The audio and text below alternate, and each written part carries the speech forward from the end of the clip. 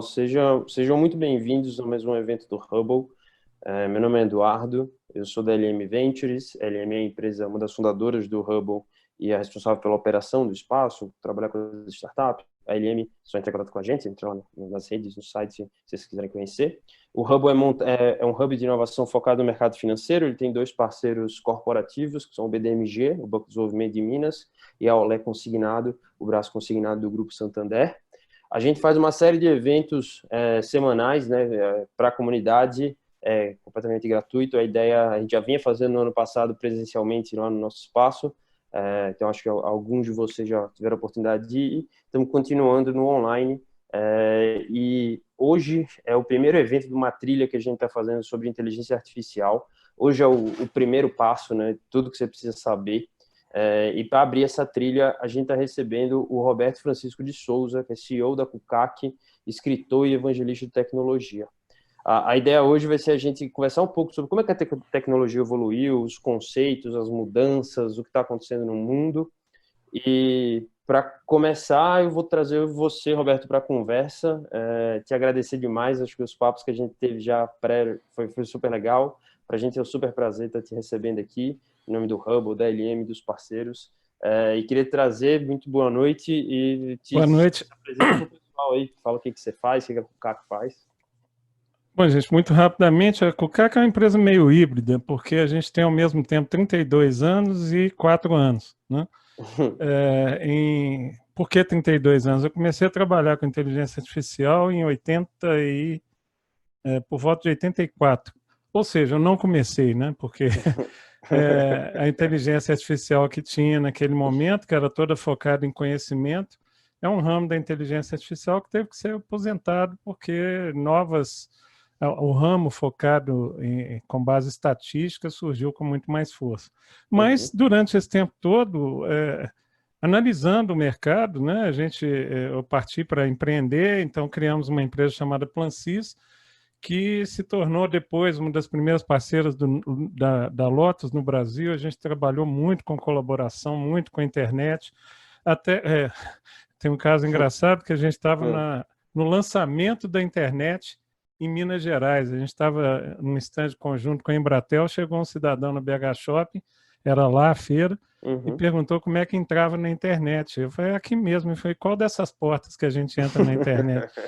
Então, era para vocês terem ideia do que era naquele momento. Mas, enfim, em 2011, a IBM lança o Watson mundialmente, e em 2013 ela vem para o Brasil com o Watson e convida os parceiros, não precisou chamar 2 vezes, né? E nós, final de 2015, a gente resolveu focar 100% em inteligência artificial, e desde 2016 nós somos a Kukak. Mudamos tudo, mudamos o nome, mudamos o conceito, Hoje tem uma pessoa técnica da equipe antiga, e desde então a gente vem se dedicando a desenvolvimento de produtos e consultoria de soluções na área de inteligência artificial. E o meu papel na empresa, é muito importante dizer isso logo de início, né? Eu sou um evangelista, me considero um evangelista de tecnologia, eu não me considero um acadêmico, até porque eu fui acadêmico, mas não sou mais. Mas o meu foco é muito mais entender a aplicação das soluções de tecnologia. É claro que a gente tem uma equipe com vários tipos de especialistas, mas o meu papel é entender o fenômeno da inteligência artificial e como ele está transformando aí nossa sociedade, como ele pode ser aplicado em cada área e quais os impactos que ele vai trazer para a gente. Perfeito, muito legal. Cara, acho que para a gente começar o papo, eu queria te perguntar sobre a história, né? Para você contar um pouquinho sobre a história da inteligência artificial. Se é um negócio que realmente começou agora, se é um negócio estilo Exterminador do Futuro. Então, assim, o que é um pouquinho da história rapidamente para situar todo mundo que está aqui nesse papo com a gente. Olha só, eu vou compartilhar minha tela aqui para mostrar Vamos lá. um slide, né? Primeiro, fazendo uma provocação aqui, que eu coloquei um adendo aqui no título, né? Tudo que você precisa saber sobre inteligência artificial e vai continuar com medo de perguntar, porque para muita gente esse troço dá um medo danado, né? Verdade. E para a gente também. Na realidade, o sentido é dizer que para a gente também. Mas um pouquinho de história, deixa eu ver aqui. um pouquinho de história é importante, porque se você for em diferentes... Bom, primeiro, se você for na academia, a resposta está ali em cima à sua direita, tá? Então, você tem aqui os cabeçudos, né, que em 1950... Na realidade, o primeiro cabeçudo está aqui, né? Deixa eu pegar minha canetinha aqui. O primeiro cabeçudo que todos nós conhecemos foi o Turing, que escreve em 1950, isso virou um filme, né? O Jogo da Imitação. Quem não viu, não deixe de ver, é fantástico, que conta como... Bom, conta vários aspectos da vida dele, mas principalmente como ele decifrou a máquina de Enigma dos alemães, né? Mas essa frase que se tornou famosa, né? Eu proponho considerar uma questão. As máquinas podem pensar? Isso acontece em 1950. Na realidade, a inteligência artificial só vai acontecer em 56 como tal, com o nome de inteligência artificial, com esse monte de absurdo aqui, né? Então, você tinha o Shannon, por exemplo, que é o pai da ciência da informação, o Minsky, que foi o cara que foi consultor do filme 2001, Odisseia no Espaço, que ele deu aquela visão de como o HAL seria, né? Uma inteligência sem corpo, né? Mas, se você andar um pouquinho mais para trás, Stats, por exemplo, tem uma linha do tempo interessante sobre isso, que ela vai lá pelos idos, volta mais uns 300 anos e acha traços do que é inteligência artificial. E eu fui bem mais longe, né? Eu fui lá em Alexandria, no ano 25 a.C., né?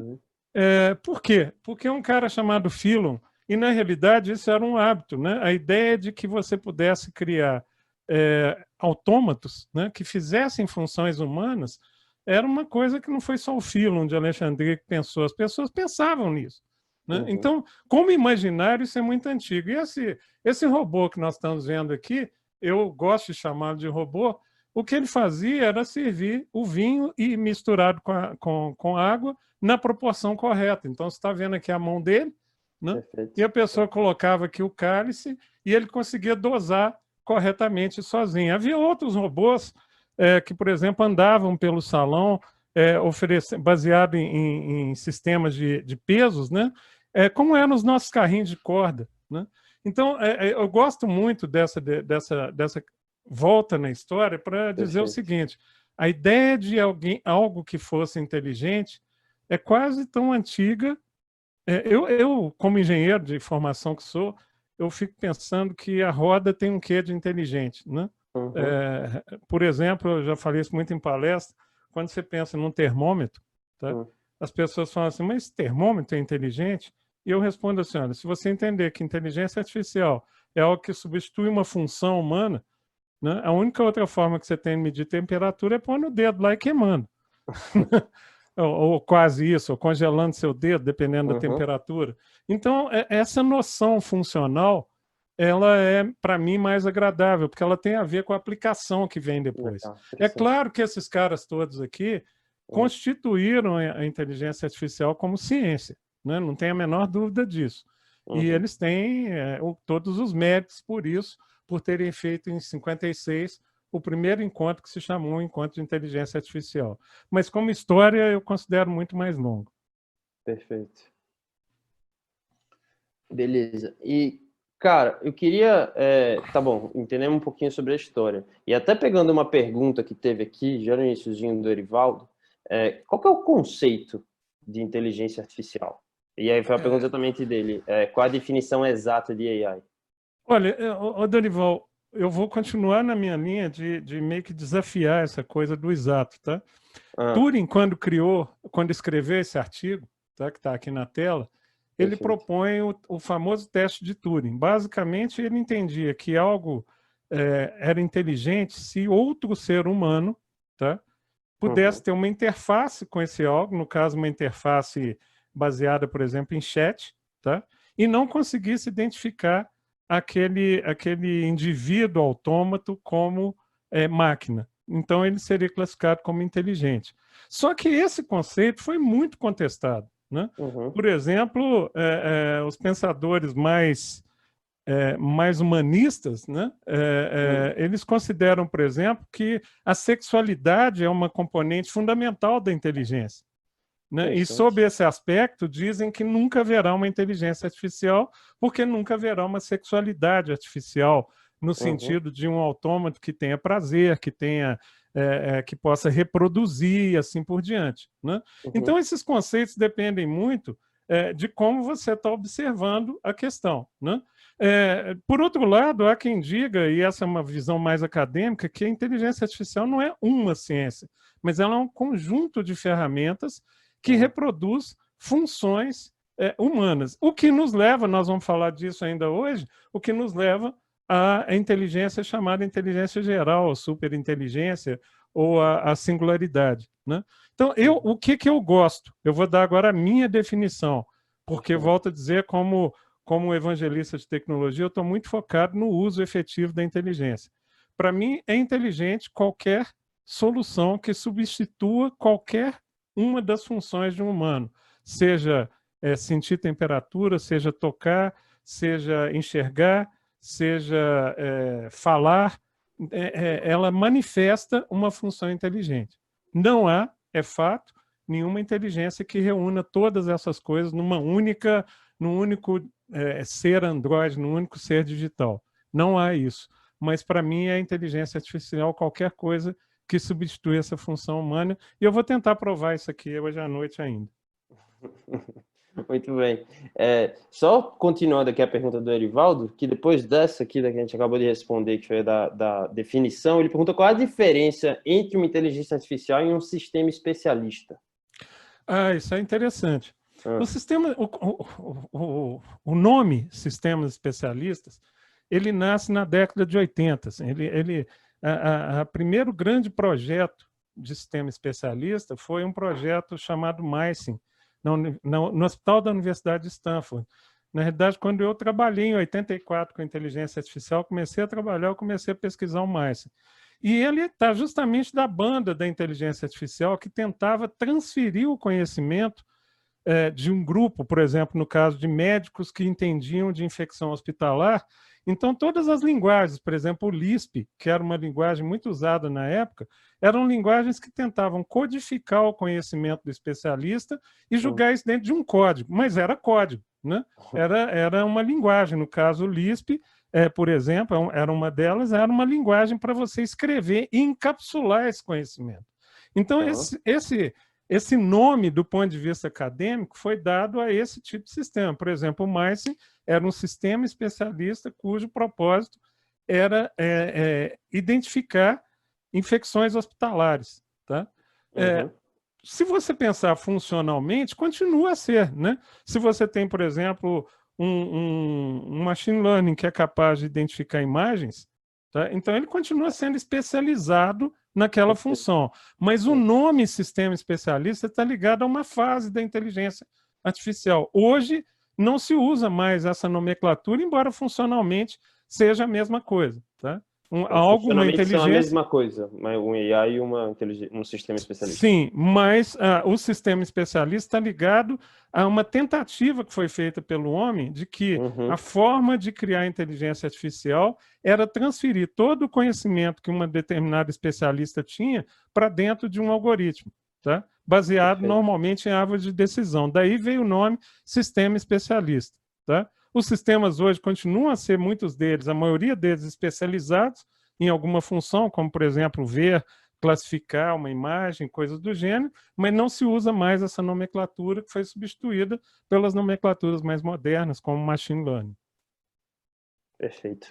Bom, e uma dúvida que eu tenho, cara, essa tua visão você até falou, a forma como eu dou a definição de AI é um pouco diferente da dos outros.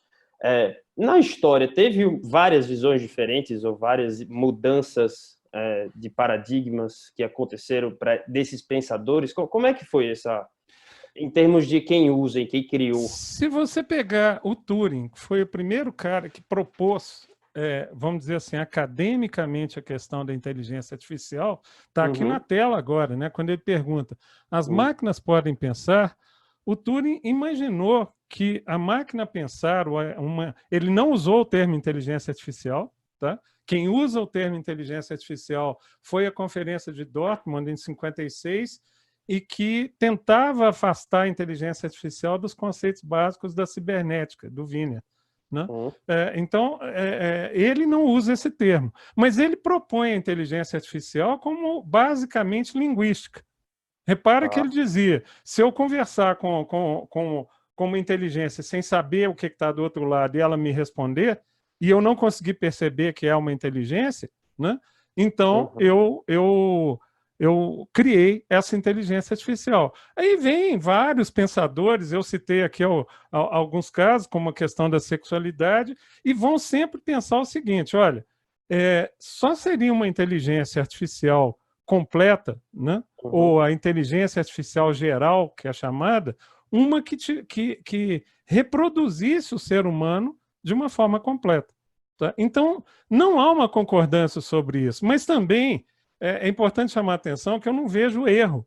Tá? Depende do que você está falando. E aí eu já vou fazer a primeira provocação, que eu acho que vai ficar mais fácil. Queria apresentar a vocês a Baixinha. A Baixinha está aí na tela. A Baixinha é minha máquina de lavar louça. Tá? Justo. E por que eu acho que a Baixinha é inteligência artificial? Essa ideia me veio, eu estava no metrô de Lisboa e eu tinha que comprar um ticket para o metrô e de repente eu vi uma situação muito interessante. Havia uma máquina de vender ticket e havia um guichê de vender ticket. A fila na máquina estava pequenininha, a fila no guichê estava enorme. Tá? E eu fiquei pensando assim, olha, se eu perguntar do ponto de vista acadêmico se essa máquina de vender ticket de metrô é inteligente, tá? As pessoas vão me responder provavelmente que não. Ela é só uma máquina de vender ticket. Mas repara o seguinte, a definição de inteligência ela está sempre ligada à substituição de uma função humana. Então, se eu digo a máquina de vender ticket não é inteligente, por decorrência eu estou dizendo que o cara que está vendendo ticket fazendo trabalho também não. lá também não é inteligente. Se eu falo isso, e aí eu já vou dar a dica, não é bem assim que eu penso, tá? Mas na hora que eu olho para essa máquina de lavar, eu penso assim, ela é inteligente? Olha, para começar, ela gasta menos água do que a gente. Só daí ela já é ecologicamente mais inteligente. Para continuar, ao apertar de um botão, eu consigo informar para ela se ela tem que lavar com água quente, fria, por mais tempo, menos tempo. Então tem uma inteligência embarcada aqui que é muito importante, tá? E eu não poderia, até por respeito ao ser humano, tá, dizer, olha, uma pessoa para lavar prato não precisa de inteligência. Tá? Então, eu comecei a pensar sobre isso e já deixo aqui um dos pontos que eu acho importante vocês levarem desse bate-papo, que é a ideia, eu cheguei à seguinte conclusão, o que efetivamente diferencia o ser humano é o acolhimento. Tá? Por exemplo, nos processos de atendimento, né, uma das principais aplicações da inteligência artificial é a robótica de atendimento, né, os bots. O que uma máquina hoje ainda não consegue fazer? Acolher a outra pessoa. Quem já teve uma experiência com o Nubank, com a central de atendimento do Nubank, vocês estão focados aí na área financeira, talvez entenda do que eu estou falando. É alguém que diz assim, eu entendi a dificuldade que o senhor está tendo, foi difícil mesmo, é chato mesmo isso. Né? E se colocar junto com o ser humano. Então, é muito tênue essa fronteira. Mas eu gosto dessa definição funcional exatamente porque ela coloca o homem no centro da definição e não a máquina. Né? Ao dizer que uma máquina de lavar louça é inteligente, eu estou dizendo, olha, o cara que lava louça também é inteligente. Porque se essa máquina não é inteligente, ele também não é. Né? E lavar louça não é algo tão simples quanto possa parecer. Né? Perfeito, perfeito. Tá. E para a galera que está ouvindo e até tem uma, acho que vale, a Domênica, que é daqui da LM, do nosso time, fez uma pergunta, mas acho que antes é válido eu tocar no assunto sobre os mitos. Beleza, a gente entendeu o que é a inteligência artificial, vem lá de trás, vem há muito tempo, o Turing tinha uma ideia disso, mas assim, o que é verdade e o que não é verdade? Aí de novo eu vou tocar no ponto do Exterminador do Futuro, tipo, qual vai ser? Vai vir mesmo o Schwarzenegger matar nós ou não? Vamos lá. Eu fiz uma pesquisa para a gente falar de mitos, né? E trouxe alguns aqui bem interessantes. Mas eu começo pelo principal deles, tá? O mito da singularidade. Né? O que é a singularidade? A singularidade ela pode ser entendida de várias maneiras, tá? Porque, na realidade, o conceito é um pouco mais amplo. Você tem o conceito da superinteligência. Então, basicamente, a singularidade seria o momento em que você obtém uma inteligência de propósito geral, tá? Ou seja, que ela não é especializada em ver, sentir, ela é um ser humano do ponto de vista funcional, ela faz tudo que um ser humano faz, tá? Eu gosto muito de interpretar a singularidade também, e esse gráfico que eu trouxe da National Geographic coloca nesses termos, que a partir do ponto da singularidade a gente se miscui com a inteligência artificial, né? De tal maneira que a gente não sabe mais o que é humano e o que não é mais humano, né? Num certo sentido, a gente já está assim. E esse é um segundo conceito, além daquele do acolhimento, que eu queria trazer. A gente está muito preocupado com o que vai acontecer daqui a alguns anos, se vai acontecer em 10 e 20 anos, e não percebe com clareza a velocidade com que as coisas estão acontecendo agora. Se você pegar aqui essa linha de evolução da tecnologia, você repara que ela uma como é que chama, gente? Nossa, me fugiu. Exponencial.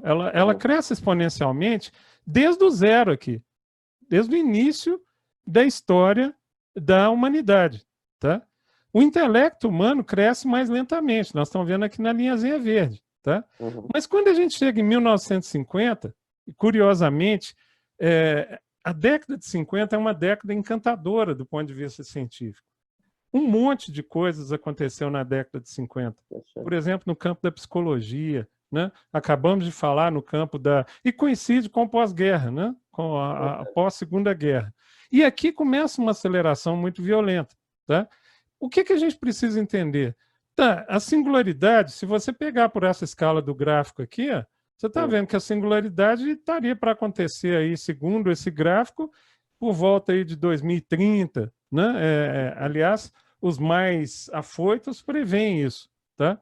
Eu não creio, tá? Mas na realidade ninguém sabe. Agora, tanto faz se ela ocorre em 2030, em 2040, em 2050, a questão eu chamo isso de teorema de Roberto Francisco de Souza, que é o seguinte: essa curva é exponencial em qualquer ponto dela. O que isso quer dizer, o crescimento exponencial? Quer dizer que no ano que vem nós teremos dado um passo gigantesco em relação a agora. Nós vamos ver mais à frente um gráfico relacionado com GPT-2, GPT-3, que está se falando muito sobre isso. O avanço é absurdo, é cavalar, né? É algo gigantesco. Quando a gente olha para a inteligência artificial para trás, o reentrê dela no mercado ocorre com a IBM em 2011. Gente, nós estamos em julho de 2020. São exatos 9 anos. Em 9 anos, eu me lembro que quando a IBM lançou o Watson, Wall Street perguntava nos artigos, os analistas perguntavam: ok, IBM, fantástico o que vocês fizeram, vocês ganharam um jogo de inteligência nos Estados Unidos, o Jeopardy, mas como é que vocês vão fazer dinheiro com isso? Tá? 9 anos depois, todas as empresas de tecnologia, sem nenhuma exceção, todas elas, tá? Foram direto para o campo da inteligência artificial. Então, a mim pouco importa se a singularidade está acontecendo amanhã, depois da manhã, daqui 50 anos. O fato é que a aceleração é muito rápida. Esse é o primeiro mito. Quem quiser investigar um pouco mais a questão dos mitos, eu sugiro entrar nesse site aqui, que é o Future of Life. Tá? E ele traz alguns mitos, eu vou comentar muito rapidamente e dar minha opinião sobre eles. Tá? O primeiro mito: a superinteligência por volta do ano 2100 é inevitável ou é impossível? Como eu já disse, há divergências. Tá? A questão é, ninguém sabe. Tá? Porque a gente não sabe qual é, por exemplo, a computação quântica ainda está na sua infância. E ela pode determinar uma disruptura muito grande que vai acelerar esse processo. Segundo mito, tá? Somente luditas. O que são os luditas? O ludismo foi um movimento no início do século XIX que quebrava os teares a vapor para impedir que os humanos fossem substituídos pelas máquinas. Eles eram chamados luditas. E aí o mito é: só eles estão preocupados com a IA. Não. Tá? Todos os pesquisadores estão. A OpenAI, nós vamos falar do GPT, quando ela lança o GPT-2, ela tem a maior preocupação em não liberá-lo para o mercado, porque é um instrumento pesadíssimo para a geração de fake news. Tá? Outro mito aí está meio que se tornando um demônio Tá malvado. ou adquirindo consciência. Tá? Hum, Nós não estamos ainda. A preocupação efetiva é a seguinte: nós precisamos. Aí não pode se confundir 100% com o ser humano, senão nós uhum, deixaremos de ser humanos. Tá? E a noção de consciência é outra noção muito fluida, muitíssimo fluida. Tá? uhum, O ser humano tem, Edu, uhum. comete um erro de que ele acha que ele é benchmark para tudo. Né? Ele acha que ele é a referência para tudo. Né? E nós não somos. A maior parte das Muito bom. funções repetitivas são feitas melhor por máquinas. Né? Tá aí a Perfeito. venda, a lavar prato. Tá? Para começar, a gente gastar água para caramba, como eu falei. Outro Uhum, mito, robôs são a maior preocupação. 2001, Odisseia no Espaço, já mostrou isso. Não precisa ter um corpo robótico, porque uma inteligência que esteja onipresente nos computadores, nos nossos celulares, que nos encontra em qualquer lugar, ela pode ser muito mais perigoso que um perigosa robô. para nós do que essa. Outro mito importante, né? Hum, A inteligência artificial nunca poderá controlar o ser humano, ela não pode controlar o ser humano. Olha, sendo ou não de propósito específico, tá? Eu hum, concordo com essa visão aqui do site, inteligência é controle. Tá? Eu tenho uma outra palestra que eu faço muito focada nisso. uhum, De onde surge o processo educacional, de onde surge o aprendizado, essencialmente, infelizmente, para a dominação. Tá? Então, perfeito. inteligência é controle. E a gente prende um tigre porque a gente é mais esperto que ele, senão a gente não prendia. Tá? Então, a gente não pode pensar que uma inteligência, ainda que seja de propósito específico, não possa fazer isso. Tá? Outro Uhum, ponto é que máquinas não podem ter objetivos.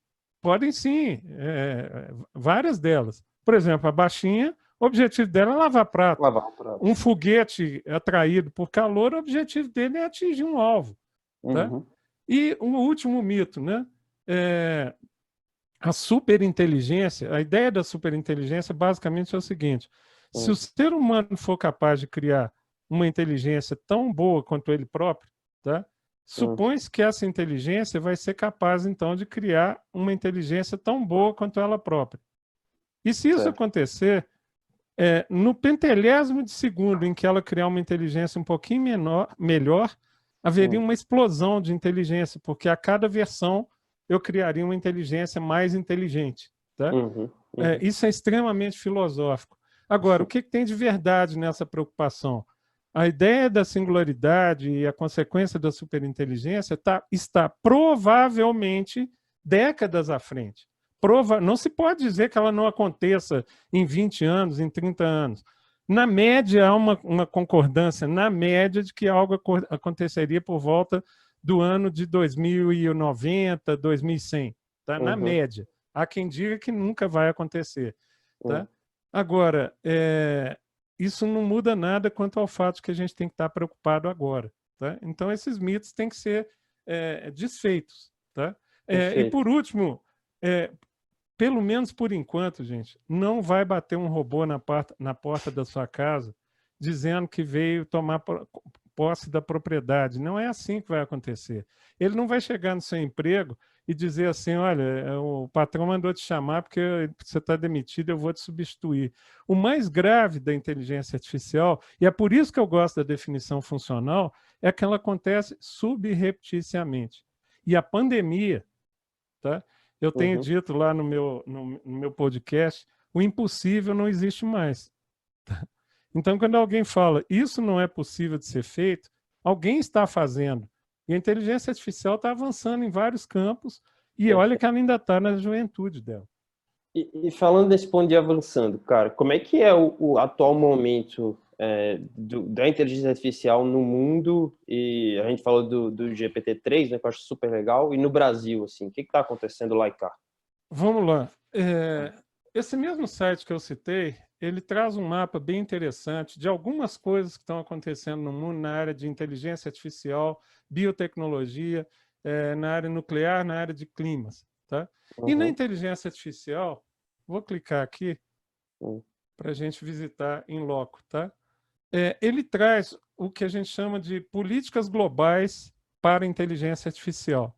Tá? Tá. Quando a gente usa esse mapa, esse é um mapa atualizado do Future of the Life. Tá? O que você está vendo em verde são países que, de alguma forma, declaram que tem uma estratégia nacional para a inteligência artificial. Tá? E se você olhar coisas, tem coisas curiosas. Tá? Países como Nova Zelândia, que estão dando um banho no mundo, ainda não declararam isso. Tá? Agora, curiosamente, uma das empresas mais fantásticas que eu conheço na área de inteligência artificial é neozelandesa. Tá?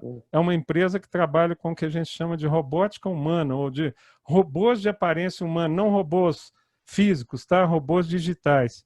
Tá? Ou seja, a tendência é que muito rapidamente, e o GPT-3 vai ter a ver com isso também, a gente tem, em vez de você conversar com um bonequinho na tela do site, você vai conversar com alguém que se parece efetivamente humano.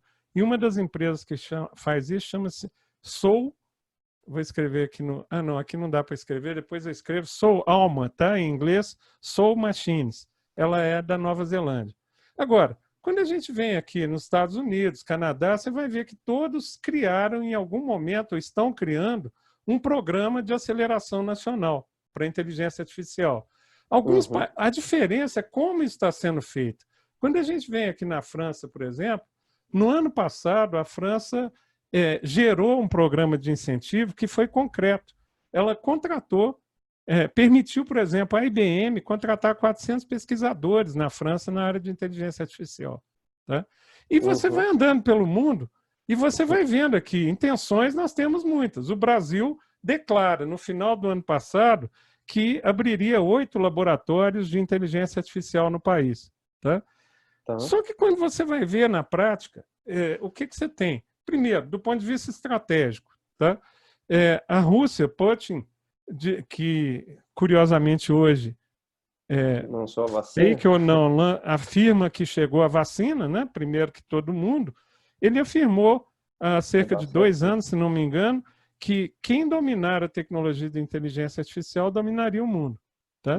Mais do que falar, a China tem sido o país, por exemplo, que mais produz bots no mundo. Tá? Mais programa bots. E no Brasil, a gente não tem uma política efetiva. Por exemplo, nós não temos nenhum tipo de incentivo, e aí eu volto para a definição que eu mais gosto, né? Eu sou desse mundo, a definição funcional. Eu estava conversando ontem com uma empresa muito pequena, tá? Mas muito qualificada na área de produção de alimentos naturais. Tá? Para uma empresa dessa ter acesso à inteligência artificial, existe um abismo entre ela e, por exemplo, um excelente exemplo que nós temos no Brasil, que é a Embraer, uma das empresas brasileiras que mais tem projetos de inteligência artificial. Então, o que a gente percebe é que, efetivamente, não adianta construir 8 laboratórios no Brasil e as empresas estarem privadas de acesso a essa tecnologia, ou porque é muito cara, ou porque... e não é verdade isso, dá para fazer coisa barata, ou porque não há nenhum incentivo para ser feito. Então, do ponto de vista tecnológico, isso eu posso afirmar, tem inclusive um fato que eu comentei com você, né? Os lançamentos de software internacionais, o português, em geral, era a segunda língua, terceira língua que era divulgado. Hoje, há vários casos, e chama atenção para o próprio GPT-3, tá? Nós vamos falar dele. O GPT-3 fala inglês, ponto. Tá? É claro que essa inteligência pode ser treinada em outra língua? Pode, mas o fato é, ela fala inglês, ponto. Tá? Então, isso é um outro problema para nós. E aí, só para terminar, você vê um vazio aqui. O único país da África que declara ter um programa para inteligência artificial é o Quênia, aqui na região do Oriente Médio, a Arábia Saudita. E o resto um vazio. Mesmo na Europa, você vai ter países aqui, né, que não tem nenhuma declaração. Né? Isso é importante para nós. Então, o Brasil, apesar de ter uma declaração, são palavras, por enquanto, que não chegam efetivamente à economia real. E precisam chegar, na minha opinião. Vamos entrar no GPT-3? Eu acho super legal. Vamos lá. Até o João aqui, que é brother nosso do Hubble, comentou que o GPT-3 tem várias línguas, não tem só o inglês, não. Não, não é exatamente isso. Eu explico do que nós estamos falando. O GPT-3 ele é capaz, por exemplo, de traduzir, tá? Ele é capaz de traduzir. Mas quando você treina uma inteligência, você treina essa inteligência baseada em datasets, tá? Por exemplo, vou dar um exemplo com as APIs de inteligência do Watson, tá? Quando você treina, por exemplo, uma linguística para analisar a personalidade, você tem que treinar na língua, porque uma das coisas que o GPT-3 está nos demonstrando muito claramente é que a língua é uma expressão da cultura, né? A gente, é uma coisa óbvia, mas não estava tão claro assim até agora. A língua é a expressão da sua personalidade, da sua cultura, e como tal, tá? Quando você faz nascer uma inteligência e treina, eu vou até mostrar do artigo original do GP3, eu vou mostrar um dado importante aqui. Quando você faz nascer, treina, por exemplo, uma inteligência baseada em posts do Twitter, tá? Na língua inglesa, junto com os posts está sendo expressa toda a cultura de um povo. E junto com essa cultura, toda a discriminação, etc, etc, etc.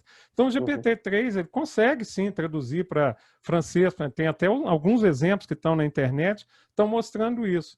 Mas você não tem um projeto de GPT, tá? Baseado na língua portuguesa. Tá? E isso é uma forma sutil de dar viés à inteligência. Tá? Perfeito. Basta... Pode falar. Pois não. Não, pode falar. Não, pode. Só para a gente botar todo mundo na mesma página, né? O GPT-3 é uma API de inteligência. Vamos ver se estou correto, hein? Uma API de inteligência artificial. Foi lançada há pouco tempo atrás pelo OpenAI, que é uma organização de inteligência artificial. E por que ele é tão importante, ele é tão diferente de tudo que foi lançado antes dele? E, de novo, se eu estou correto, né? Se é uma API, o que ele é?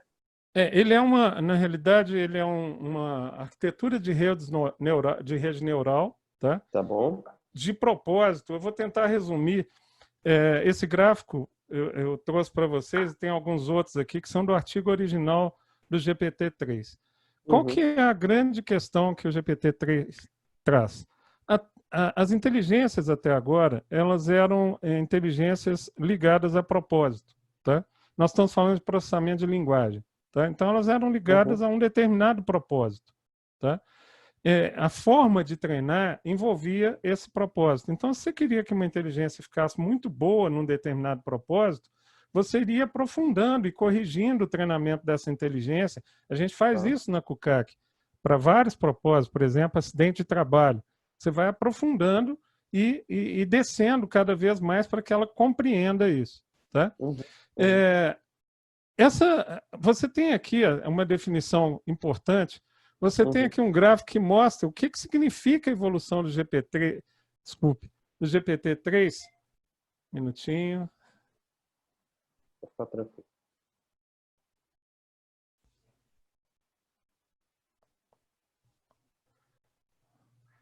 Ele mostra a evolução do processamento de linguagem natural, tá? De uma forma bem interessante. O BERT foi uma implementação, BERT Lodge, liberada pelo Google. Tá?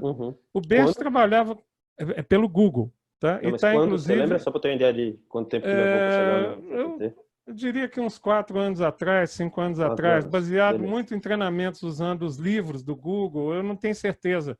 Mas ele trabalhava com 340 milhões de parâmetros, ok? E o BERT já era muito inteligente, tá? O BERT pode ser usado, você tem ele aí no GitHub, você pode usar, treiná-lo para determinados propósitos, tá? Aí vem o GPT-2. Repare o pulo de 340 milhões de parâmetros para 1 bilhão e meio de parâmetros, tá? O GPT-2, ele formulava frases com sentido muito adequado, porque basicamente o sentido dessas APIs aliás, é uma pergunta que ninguém fez, né? Ou melhor, até foi feita, aquela questão da inteligência. Quando uma inteligência é capaz de prever a próxima palavra, nós podemos dizer que ela é inteligente? Né? De fato. Se eu treino uma inteligência para diferenciar cachorro de gato, será que ela é de fato inteligente? Aí emerge o conceito da consciência. Será que ela tem consciência da inteligência dela? Tá? Eu gosto sempre de provocar e pensar o seguinte: e o humano tem? Como é que se dá, quem já teve filho sabe disso, como é que se dá esse aprendizado na cabeça de uma criança? Ou, se a gente quiser ficar aqui até amanhã de manhã, por que gato chama gato? Por que cachorro é cachorro? Cachorro podia ser copo. Tá? Tudo isso é imersão da linguagem. A linguagem é a expressão, né? Tanto que a psicolinguística é uma das ferramentas que a gente mais usa na CUCAC. Então, o que nós temos do BERT para o GPT-2 é a capacidade de processar um volume muito maior de parâmetros e, portanto, uma assertividade muito maior na construção de frases, né, que façam sentido. Né? Então, ele é capaz de processar mais frases. 1.5 para 175. E aí, e isso é um ponto que eu queria chamar a atenção, que é o quê? Vou pegar minha canetinha aqui de novo. Daqui para cá, essencialmente, o que aumentou foi a força bruta. Tá? O modelo, por exemplo, do GPT-2 para o GPT-3, essencialmente foi o mesmo, uma rede neural. Você fala de força bruta, é a capacidade computacional? Foi uma capacidade computacional, no artigo, inclusive, é descrita essa capacidade. Mas não só computacional, muito mais de, olha, eu não vou processar 1,5 bilhão de parâmetros, eu vou processar 175 bilhões agora. Tá? E por exemplo, uma aposta não, um outro site, não dá para mostrar, demoraria aqui, em que está se especulando quantos bilhões de parâmetros o GPT-4 teria, se ele fosse liberado, por exemplo, em 2023 ou 2022. Tá? E isso é muito importante, porque do que nós estamos falando aqui? Da capacidade de produzir linguística. Tá? Essencialmente isso. O GPT-3 é capaz de programar, porque ele tem interface para entender a linguística e realizar isso em programação, mas, para mim, o mais impressionante dele é a capacidade de entender a linguística. Tá? Quando a gente fala, por exemplo, que o GPT-2 já seria o suficiente para produzir fake news, significa, tecnicamente, que o GPT-2 poderia escrever textos inteiros. O 3, então, nem se fala. Tá? Há 2 anos atrás, eu tive a oportunidade de ver isso pessoalmente, a IBM lançou um projeto chamado Projeto Debater. Tá? O Debater é algo parecido com o GPT-3, ele é capaz de construir argumentação a respeito de um assunto e debater com uma pessoa. Tá?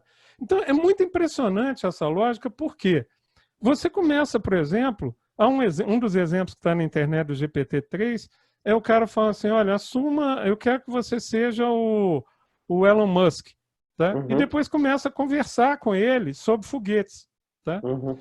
Há frases que o GPT-3 construiu, tem uma que eu não vou me lembrar exatamente, mas é algo mais ou menos assim: a música é a forma mais perfeita de matemática, alguma coisa assim. Essa frase não estava escrita em nenhum dataset de treinamento. Ela foi gerada pelo GPT-3. Tá? E quando você para e olha, para quem gosta de poesia, como eu, a frase é quase poética. Né? E para quem conhece música, para aqueles que são realmente estudiosos de música, entendem o tanto que isso é verdade. E isso foi elaborado por uma inteligência. Então, de novo, a gente começa a cair naqueles limites. E o que a gente está... Nos limites do que é ou não inteligente. E o que a gente está vendo aqui é que isso volta à questão da curva. Tá? Será que importa se são 340 milhões, 1 bilhão e meio ou 175 bilhões, e serão, sei lá, 400 bilhões no próximo round? Algumas verdades emergem importantíssimas. Primeiro, a OpenAI é uma organização cujo propósito daí vem inclusive o nome, disponibilizar a inteligência, as técnicas de inteligência artificial, de uma forma mais democrática.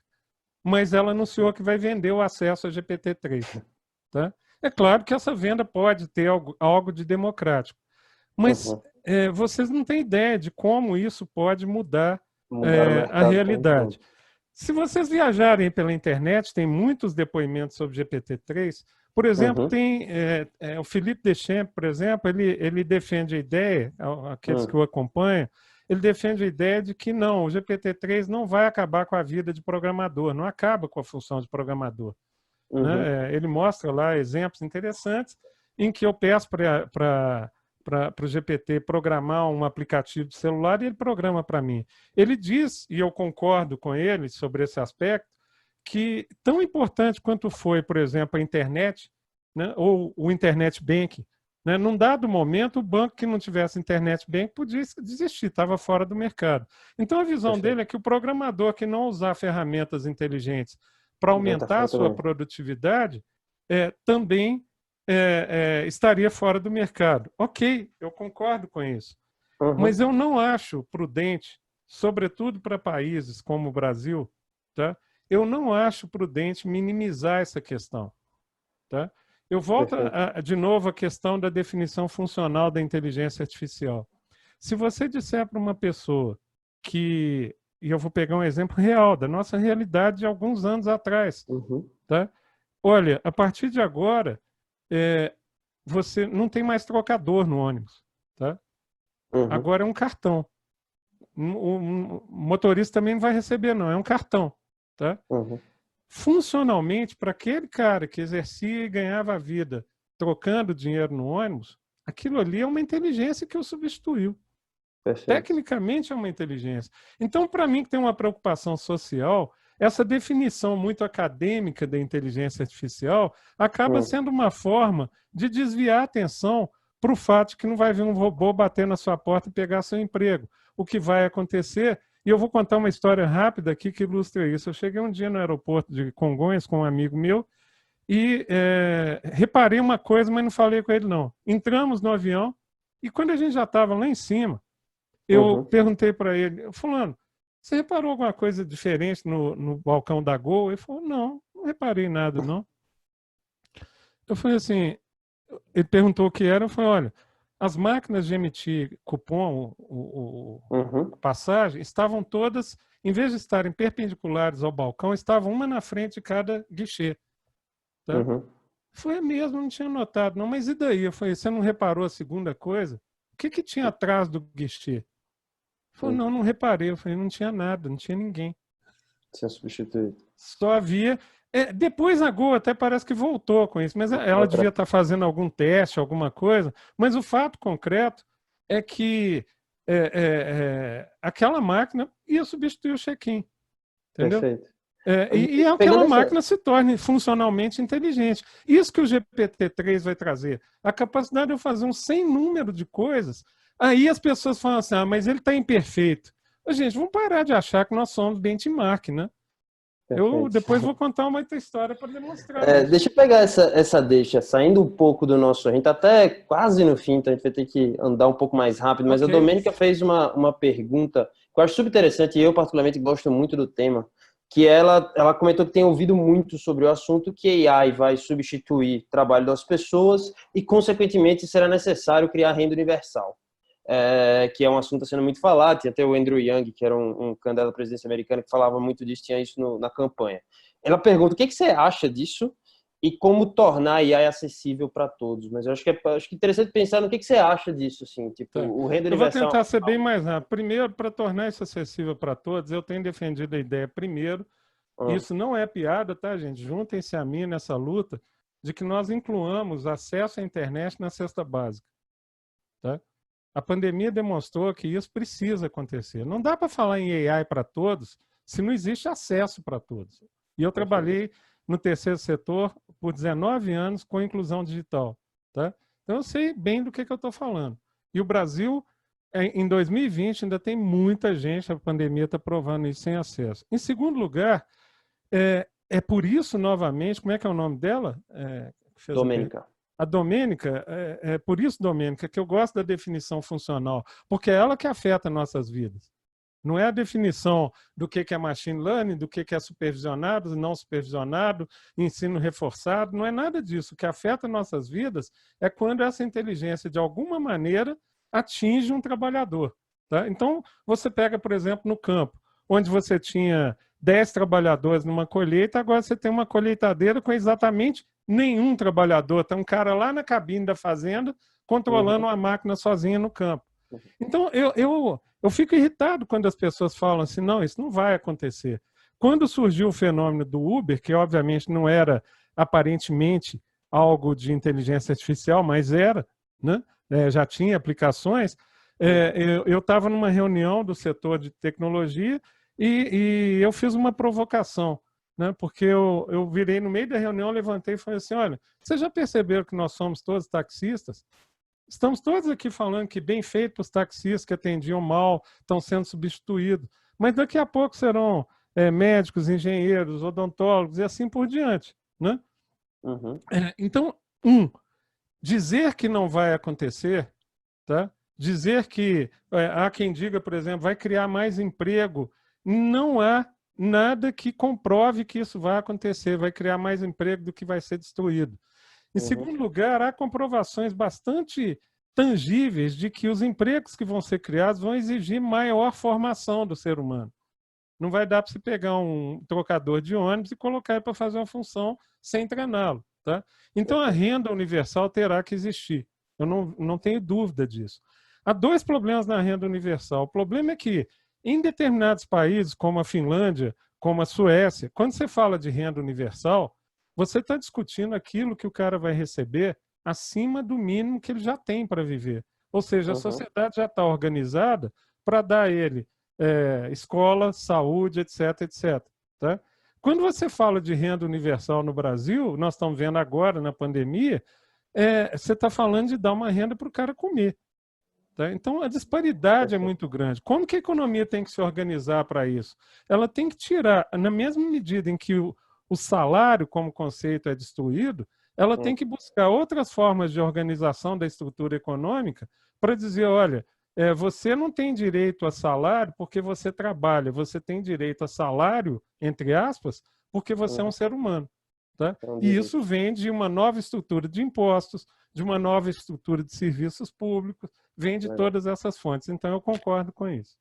Perfeito. Deixa eu te fazer uma outra pergunta que o Anderson mandou. Se no meio acadêmico em Minas Gerais tem referências na área de inteligência artificial. Ah, sim, sem dúvida. A Universidade Federal de Minas Gerais, eu falo isso com toda tranquilidade. Você tem lá o Laboratório de Ciência da Computação da Universidade Federal de Minas Gerais, professor Ziviani, que inclusive tem uma empresa que concorre com a minha empresa, mas é uma pessoa que eu respeito muito, e tem competência instalada, tem coisas muito legais sendo feitas lá, e não só lá. PUC Minas conheço professores que estão bastante empenhados em ampliar essa pesquisa. A questão toda é que, infelizmente, a gente precisava poder pesquisar mais no limiar. A gente, às vezes, está sendo obrigado a pesquisar coisas pelas quais os outros já passaram. E eu chamo a atenção de um dado sobre isso. A IBM anunciou há menos de 6 meses que ela estava se retirando da pesquisa de reconhecimento facial, argumentando que essas pesquisas certamente feririam as liberdades individuais. Qual que é a grande questão? Na China, ninguém pergunta isso. Tá? E eu não estou defendendo a China, apenas estou constatando um fato. A China está desenvolvendo as maiores tecnologias de reconhecimento facial, porque lá ela manda e não pede. Tá? É outro problema que não está sendo resolvido, a troca das liberdades, as questões éticas, etc. Pessoal, só lembrando, a gente está chegando no fim. Se vocês tiverem perguntas, mandem. Roberto, a gente não vai conseguir tocar em todos os assuntos que a gente programou, mas eu como o Hubble, né, tem lá um monte de startup participando, a galera que participa, a maioria são empreendedores, eu queria tocar muito na parte de aplicações de um negócio, assim. Por onde começar, qual é o custo, para quê, né, para que fazer, se tem realmente alguma necessidade. Como é que você, para a galera que está aqui assistindo, que tem uma empresa de tecnologia, pequena, média, grande, ou qualquer outro tipo de empresa, e quer trabalhar com AI, o que ele faz? Gente, eu escutei, o primeiro ano que eu passei fazendo evangelização no Brasil, eu viajei bastante, e eu tenho certeza que vários professores acadêmicos fizeram a mesma coisa, cada um a seu modo, alguns falando mais da tecnologia, eu falava sempre da aplicação. Tá? Eu cansei de ouvir gente falando que não ia ter uso, não ia ter uso, não ia ter uso. Eu dou um dado da minha própria empresa. Quando a gente virou CUCAC, em 9 meses nós saímos de um pipeline de 0 para 100% de soluções de inteligência artificial. Esse é o primeiro ponto. O segundo ponto, mais recente, é quando alguém chega para mim e pergunta assim, mas agora a inteligência artificial, o próprio GPT-3, né, vai ficar acessível a todo mundo, então isso virou commodity. Definitivamente não. Eu diria para vocês que o maior desafio é o desafio da concepção da solução utilizando a inteligência artificial. E eu falo isso porque dentro da minha empresa eu tenho programadores, eu tenho pessoal de dados, eu tenho pessoal de linguística, tá? Mas o mais importante é quando você está diante de um problema e é capaz de arquitetar aquele problema. E aí o conselho que eu dou para vocês, eu chamo isso do postulado do... Esqueci o nome agora do engenheiro, mas envolve o projetista de Brasília, como é que é o nome dele? Niemeyer. Para quem não conhece, Niemeyer, quando construiu a Pampulha, e depois em outras obras, ele tinha um calculista, esqueci o nome dele agora, que ele dá um depoimento apaixonante. Ele dizia o seguinte, olha, quando Niemeyer concebia a forma, né, do prédio, ele não perguntava se tinha jeito de construir, não. Ele concebia e o calculista que se virasse. E aí isso fazia com que o calculista avançasse. E assim a inteligência artificial, não só ela, mas toda a tecnologia está avançando. Então, para vocês que são da área de finanças, por exemplo, eu acho que você entender um problema de negócio e entender o seguinte, olha, como que esse problema é resolvido, tá? E como que ele pode ser resolvido se uma inteligência puder fazer o que um humano está fazendo. E aí eu recomendo pensar em 4 itens, tá? Primeiro, escala. A inteligência artificial é muito, muito boa em escala. Então, quando você for pensar em problemas, se eles envolvem escala, é uma pista. Segunda coisa, velocidade. Ela também é muito boa em velocidade. Terceira coisa, ela é muito boa em precisão, mas não é qualquer precisão. É precisão crescente, tá? Ela sempre vai começar errando. O problema é que quando ela começa a acertar, ela sempre vai estar acertando, tá? Então ela começa em desvantagem, mas evolui muito. E por último, e isso parece um contrassenso, o preço, tá? As APIs todas têm preços muito, muito, muito baixos. Então, quando você pensa em custo, você fala, é difícil para desenvolver. Não, mas quando a aplicação fica pronta, vou dar um dado. Um bot, em média, um bot de atendimento, ele custa cerca de 10 vezes mais barato, é daí para mais, do que uma posição de PA de atendimento humano. Tá?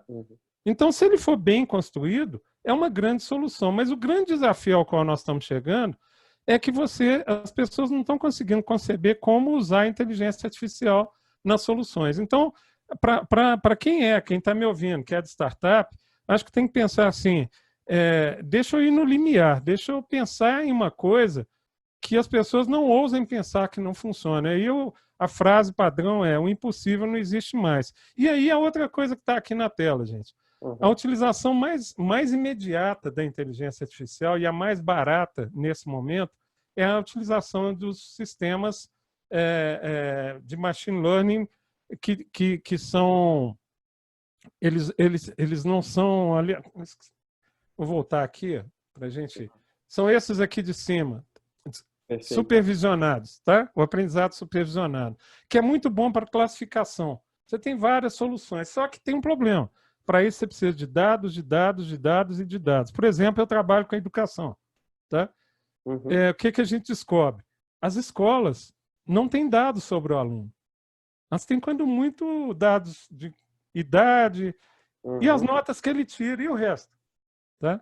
A mesma coisa no mundo financeiro. Você vai ser capaz de fazer, se você pensar numa solução em que existam dados disponíveis, e se não existirem, você tem que começar pensando em dados. Caso contrário, você vai ter que usar algum outro método que é bem mais oneroso. É o aprendizado não supervisionado ou o aprendizado por reforço, que é usado, por exemplo, nos carros autônomos. Então, essa é a dica que eu dou. Concentre-se primeiro no problema e não na tecnologia. Não é uma tecnologia em busca de um problema, é um problema em busca de uma solução. E aí você chega a construir coisas muito legais. Que animal, muito legal. Cara, eu tenho duas perguntas aqui para te fazer do chat. Uma, o Daniel fez uma pergunta aqui, se como a inteligência artificial está evoluindo, seria o cientista de dados e o engenheiro de AI os primeiros a serem automatizados, os primeiros a saírem? Qual a tua visão? Não, eu acho que não. Eu diria para Não, o cara vocês, está criando o negócio. eu vou até mais longe, eu não gosto muito. É claro que o cientista de dados é uma. Não se falava em cientista de dados há 10 anos, ok? É verdade. E é interessante você ver, por exemplo, eu tenho na minha empresa uma menina que entrou como estagiária de segundo grau e ela, quando passou na federal, está lá com a gente, e quando ela anunciou o curso que ela ia fazer, eu soltei foguete. Ela decidiu Hum, fazer estatística, tá? hum, Por quê? As soluções que nós estamos falando aqui de ciência de dados envolvem muita, muita, muita estatística, tá? Então, essas pessoas, se elas não perderem ou se elas trabalharem com o viés de solução de problema, não adianta nada você ser um brilhante cientista de dados, porque você pode olhar para os dados e não ver problema nenhum.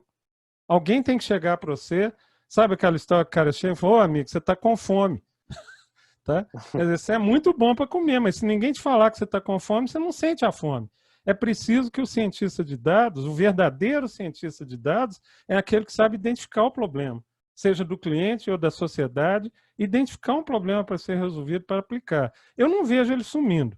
Eu vejo esse uhum, cara com essa formação sendo cada vez mais necessário.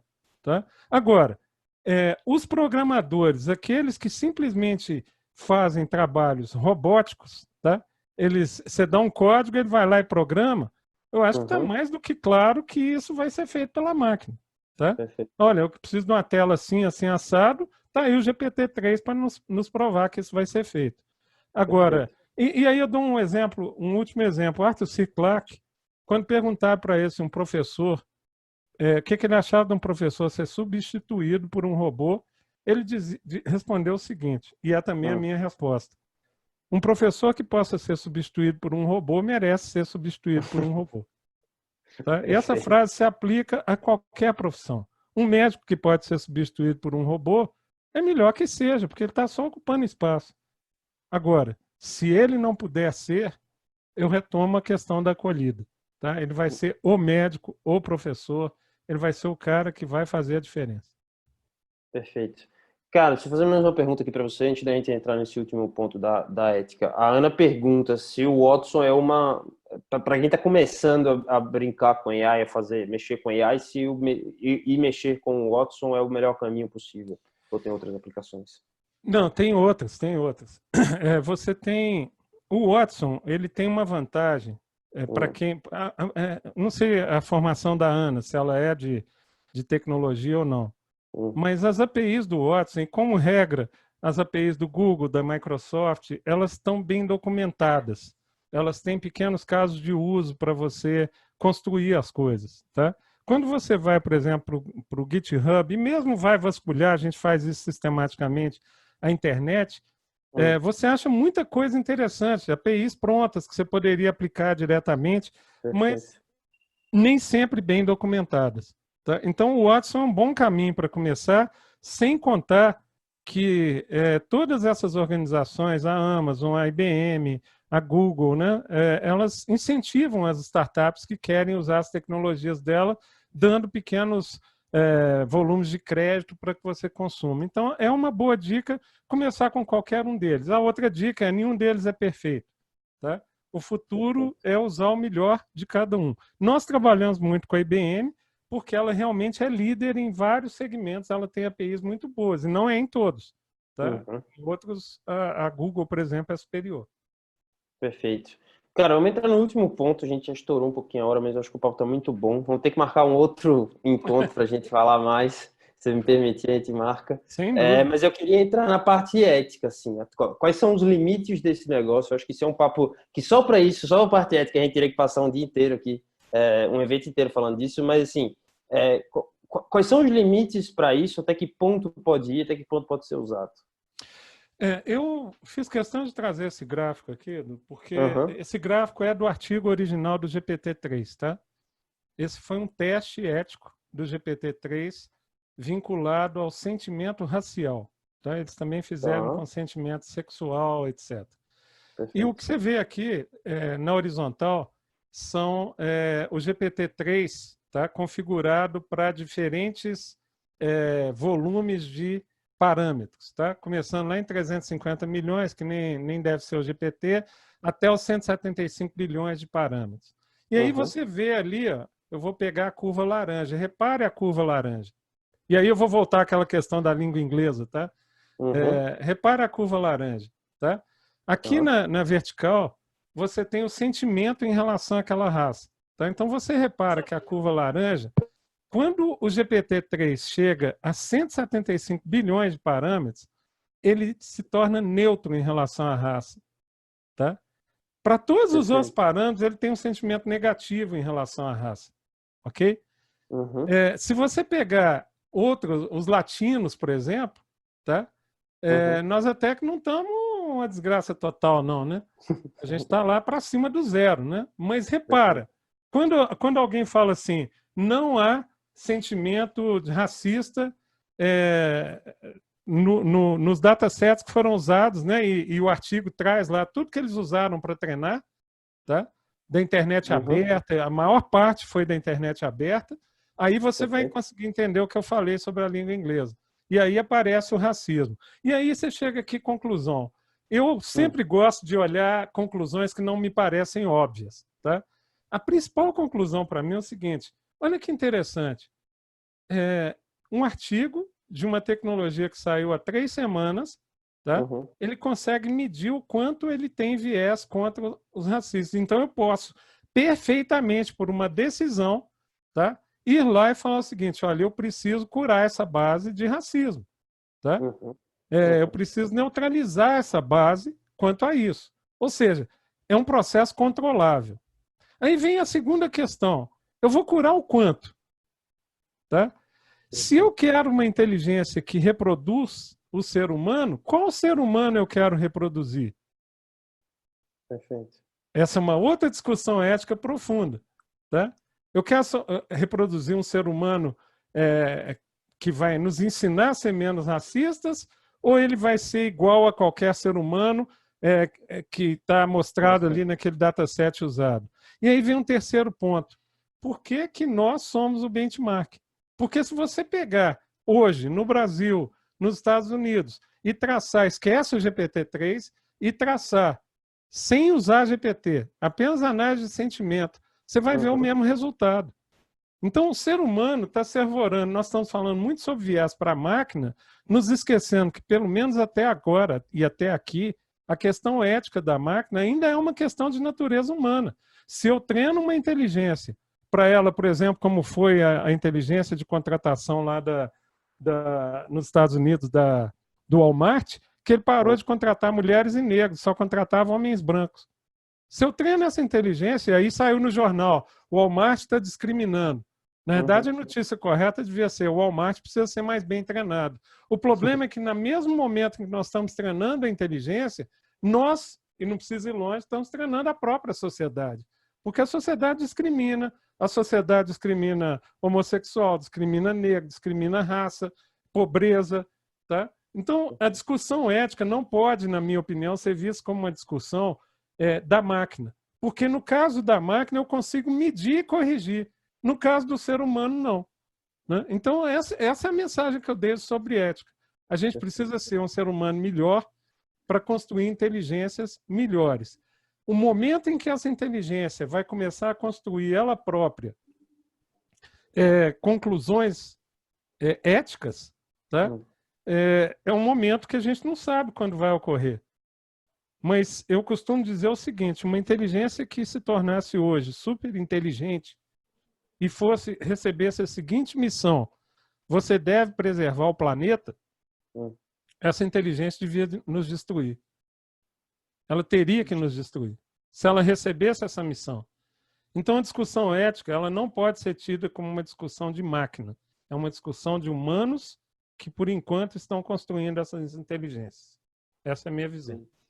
Excelente. Pô, Roberto, cara, a gente não conseguiu tocar em todos os pontos, acho que a gente vai você permite marcar outro dia para a gente falar só de Sem ética, dúvida. de futuro, de perspectiva do consumidor. A gente tinha preparado mais papo, mas infelizmente o tempo Sem foi. dúvida. Eu- Pessoal que está acompanhando, eu espero que vocês tenham gostado. Eu achei super bacana. A gente vai fazer esse mês no Hubble mais 2 eventos sobre inteligência artificial. Na semana que vem a gente vai falar sobre aplicações que estão acontecendo no mercado, empresas, como é que elas estão aplicando, especificamente no mercado financeiro. Então fiquem de olho aí nas nossas redes sociais, tudo para participar. E Roberto, cara, que assim, em nome da LM, do Hubble, de toda a nossa equipe, dos parceiros, foi super bacana. O pessoal gostou, todo mundo ficou aqui até o final. Então, eu só tenho a te agradecer demais essa super aula e abro espaço aí para você dar o seu boa noite. E é isso. Isso que eu queria fazer é agradecer também, porque é muito legal poder falar disso, sempre lembrando, em nenhum momento eu tive a intenção de dizer que eu estou certo em relação à Perfeito. academia, eu apenas tento trazer uma outra visão sobre o problema. E para aqueles que quiserem ouvir um pouco sobre isso, convidar as pessoas a irem lá no meu podcast. Ele vai ao ar toda semana, começou algumas semanas, no Spotify, chama-se A Máquina no Espelho. E a gente está sempre lá falando sobre algum assunto, normalmente envolvendo aplicação, educação e tecnologia, né? Muito obrigado a todos vocês, gente, e é só me convidar que eu estou de volta, tá bom? A gente que agradece, Roberto. Um grande abraço, foi um prazerzaço. O pessoal que ficou acompanhando, valeu demais.